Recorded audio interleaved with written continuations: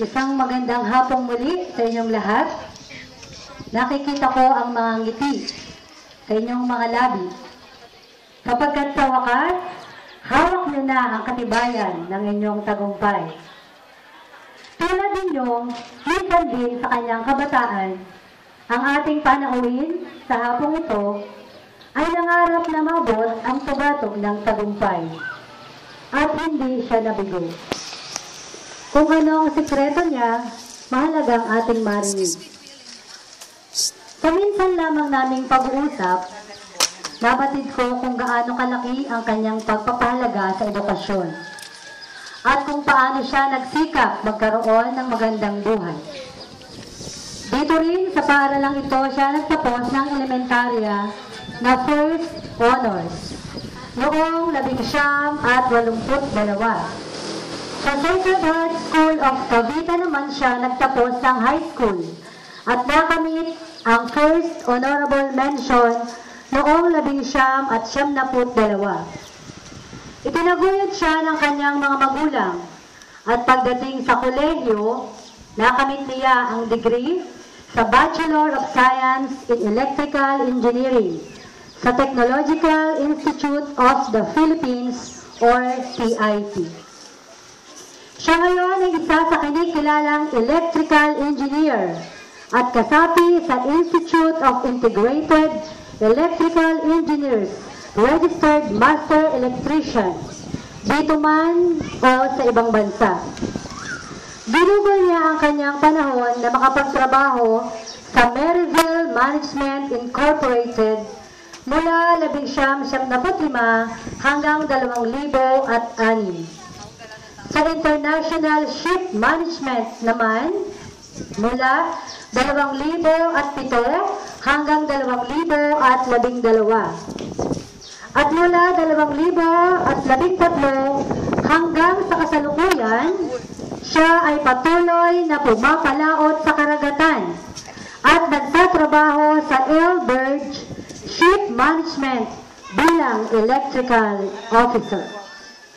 Ang dating tricycle driver ng Barangay Sinaliw Malaki, dating service din ng mga estudyanteng katulad nyo, na minsan sa kanyang buhay ay nangarap na balang araw magiging guest speaker din siya sa graduation. Sa tamang pagkakataon at panahon, ngayon ay niloob ng Diyos na makasama natin siya at paunlakan upang siyang ating maging panauhing tagapagsalita. Sa inyong lahat, pinagmamalaki kong ipakilala ang isa sa mga produkto ng paaralang elementarya ng Sinaliw, si Engineer Romel Recto Varias.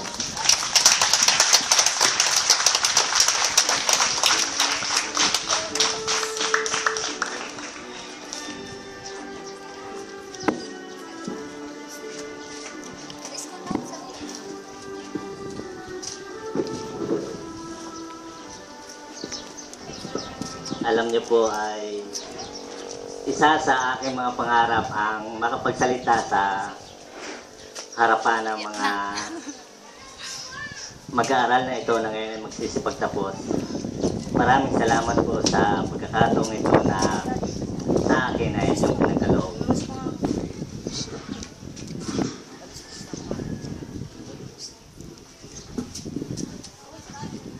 Magandang araw po sa inyong lahat. Sa ating mga guro, sa ating butihing principal, si Ginang Aureng, at sa ating pong district supervisor, si Ginang Norcio, sa ating pong mga minamahal na mga magulang, at sa inyo mga mag-aaral, magandang hapon.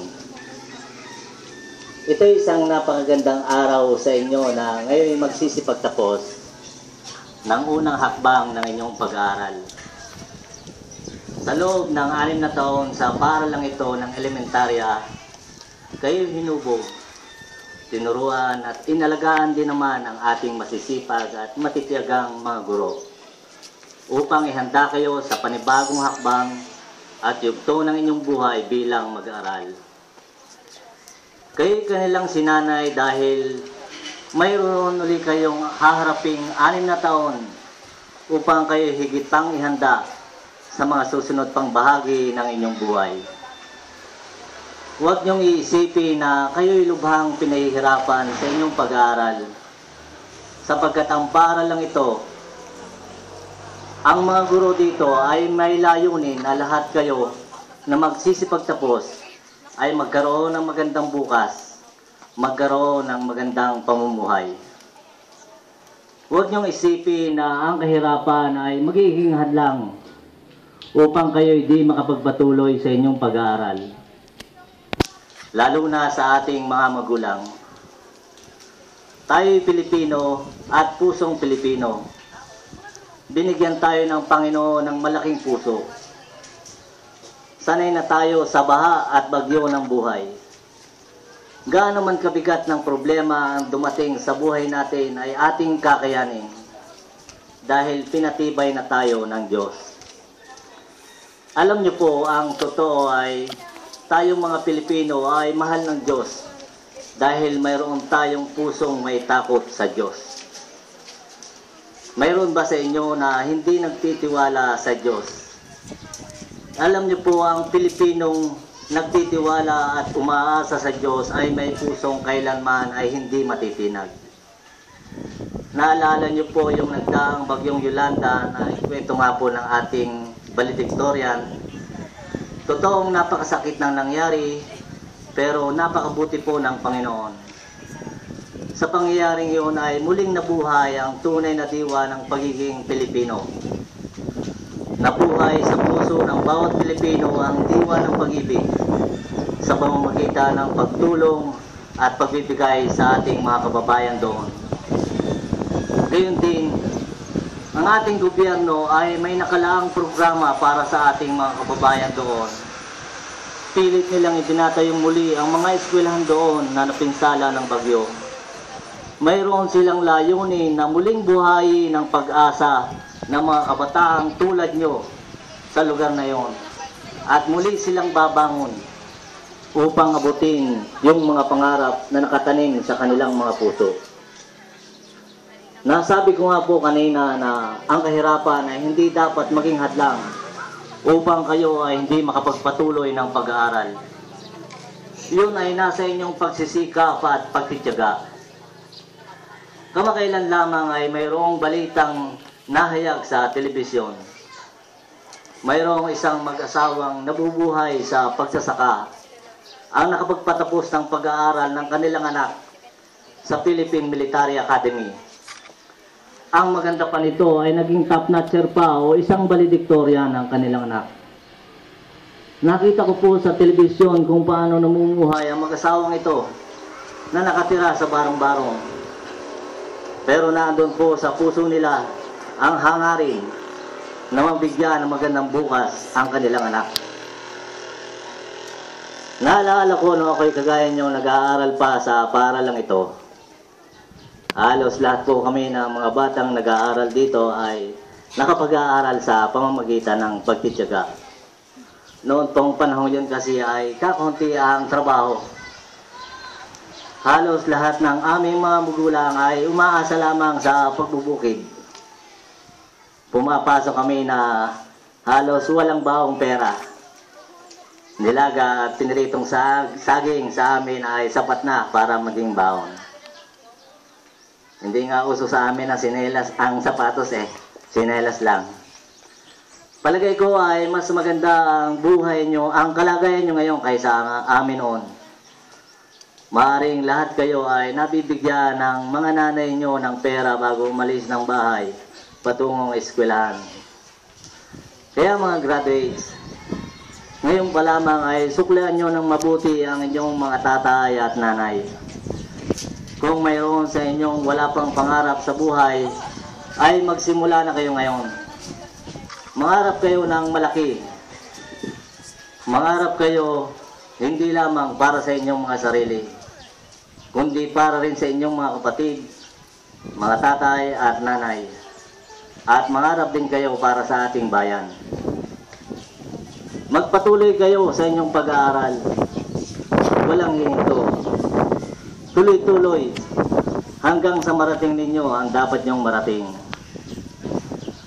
Noong ako po ay nag-aaral pa sa kolehiyo, sabay po kami nag-aaral ng kapatid kong si Teresa na sa kabutihan po ng Panginoon ay doon po ngayon nagtatrabaho sa Amerika. Totoo pong kulang kami financially, gipit po kami na mga panahon yon. Sinubukan po magtrabaho sa araw at mag-aral sa gabi para makatulong na kaunti sa aking magulang, lalo na po sa aking ina. Alam niyo po ang aking ina ay napakasipag. Lahat po ng malinis na hanap buhay ay pinasok niya para maitaguyod kami sa pag-aaral. Gusto kong makatulong sa kanya kahit papaano. Yun nga po ay naisipan kong magtrabaho sa araw at mag-aral sa gabi. Pero dumating ang panahon na sumuko ang katawan ko dahil sa pagod.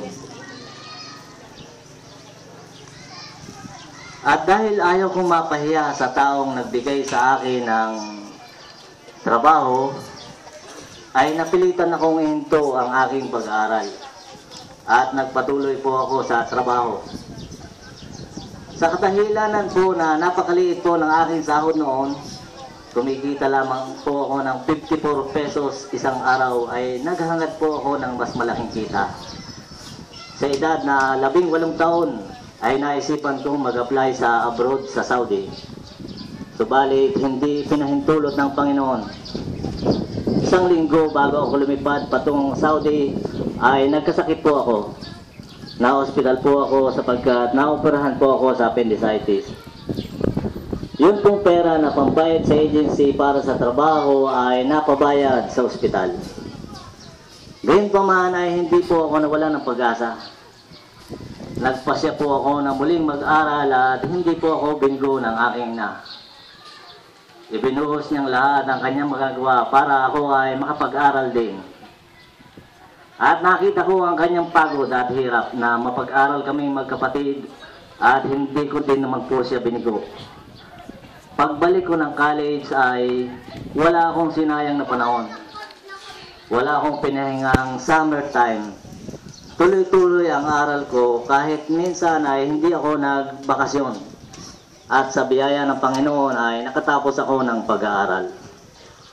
Yun pong kursong electrical engineering ay may 10 semestre sa loob ng 5 taon.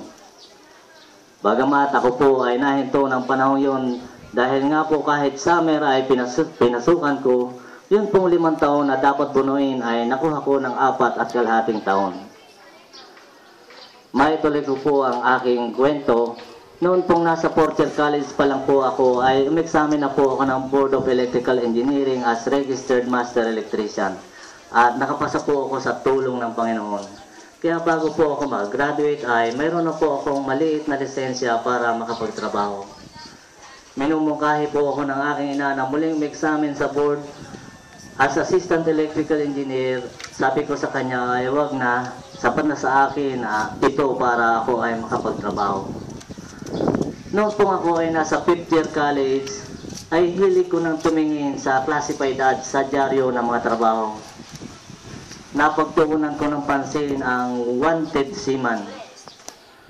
Tumanim sa puso at isip ko na maging seaman. Kaya po, pagka-graduate ko ay nilakad ko ang mga papeles ko.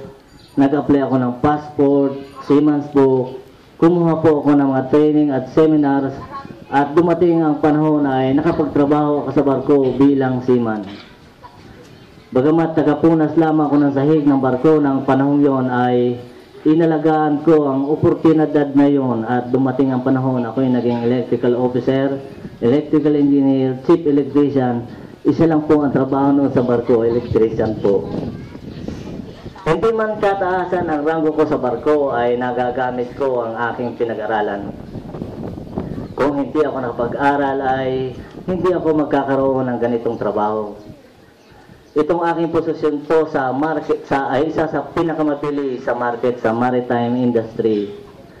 Hindi po ako nahihirapang mag-apply for a job. Nakakapamili po ako ng magandang kumpanya na nakapagbibigay ng mas malaking sahod. Hindi ko po sinasabing successful na ang buhay ko. Dahil sa ngayon ay maliliit pa ang mga anak ko. Hanggat hindi ko sila napapag-aral at hindi ko sila napapalaki ng may maayos na pagkatao, ay hindi ko masasabing tagumpay na ang buhay ko. Sa akin po ay isa ng tagumpay kung ang mga anak ko ay mamumuhay na malayo sa kasamaan ng mundong ito.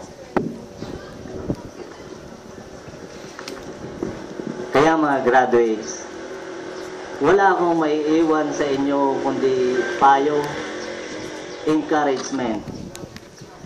Layuan ninyo ang barkada na maaaring sumira ng inyong buhay at kinabukasan. Ngayon pa lamang ay magkaroon na kayo ng dream o vision sa inyong buhay. Palakasin ninyo ang inyong puso. Magkaroon din naman kayo ng tapang. Anumang bigat ng pasahan na inyong dadalhin ay inyong kakayanin. Sapagkat tayo Pilipino, tayo likas na masipag, matyaga, matapang, matatag. At bukod dyan ay mayroon tayong pusong natatakot sa Diyos. Pusong hindi natitinag. Yan ang pusong Pilipino.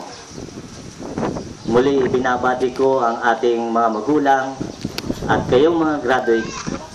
Inaasahan ko ang inyong tagumpay. Congratulations.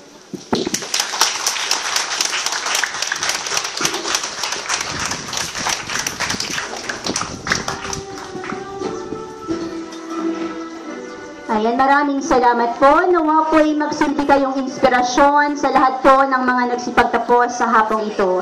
At bilang pasasalamat po ng lahat po ng mga guro, mga